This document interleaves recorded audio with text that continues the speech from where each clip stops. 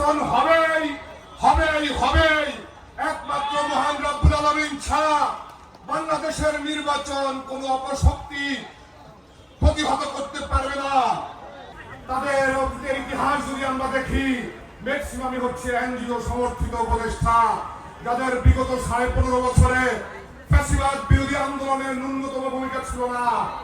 আর আগামীতে নির্বাচন হবেই হবেই হবেই একমাত্র মহান রব্বুল আলামিন ছাড়া বাংলাদেশের নির্বাচন কোন অপশক্তি প্রতিহত করতে পারবে না। সংগ্রামী উপস্থিতি, আমরা আজকে আওয়ামী লীগের উদ্দেশ্যের সাথে বাংলাদেশের একটি রাজনৈতিক দলের উদ্দেশ্য দেখি। বিগত দিনে আমরা যেমন দেখেছি, একটি নিরপেক্ষ নির্দলীয় সরকারের অধীনে নির্বাচনের কথা শুনলেই আওয়ামী লীগের জ্বালাপোড়া শুরু হয়ে যেত। আজকে আমরা ৭১-এর মানবতা বিরোধী দল জামাত ইসলামকে আমরা দেখি নির্বাচনের কথা শুনলে তাদের জ্বালাপোড়া শুরু হয়ে যায়। আমরা স্পষ্টভাবে বলতে চাই, বাংলাদেশের মানুষ সকল অপশক্তি এবং সকল ষড়যন্ত্রকারীদেরকে রুখে দিবে।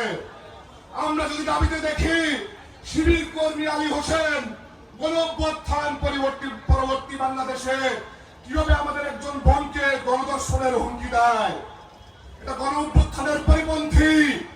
বাংলাদেশে কোন ধর্ষণকারী দলের জায়গা হবে না। এক্সট্রিম মশার কয়েল প্ল্যান্ট ফাইবার দিয়ে তৈরি, ডেঙ্গু চিকুনগুনিয়া বাহি সহ যে কোনো মশার বিরুদ্ধে দেয় এক্সট্রিম সুরক্ষা। প্রিয় সহকর্মীবৃন্দ, আপনারা দেখেছেন গতকাল বনানীতে নিষিদ্ধ ঘোষিত সংগঠন আওয়ামী লীগ মিছিল বের করেছে। এর আগে গুলিস্তানে নিষিদ্ধ ঘোষিত সংগঠন আওয়ামী লীগ মিছিল করেছে, কিন্তু এই ইন্দ্রিমের আইন শৃঙ্খলা বাহিনীর সদস্যরা তাদের ব্যাপারে নির্ভীক। আমরা এখন পর্যন্ত কাউকে আইনের আওতায় দেখি নাই। এবং আপনারা কোনো অভ্যুত্থান পরবর্তী সময় যদি দেখেন, আওয়ামী লীগকে একমাত্র বিএনপি, যুবদল, ছাত্রদল, স্বেচ্ছাসেবক দলে প্রতিহত করেছে। আপনি জামাত বলেন, এনসিপি বলেন, একটা ঘটনা দেখাতে পারবেন না কোথাও তারা আওয়ামী লীগকে প্রতিহত করেছে। দিনের বেলায় তারা মুজিববাদের কবর দিতে চায়, কিন্তু রাতের বেলায় আওয়ামী লীগের পুনর্বাসন করে। এই ধরনের ভণ্ডামির রাজনীতি কোন অভ্যুত্থান পরবর্তী বাংলাদেশে চলবে না।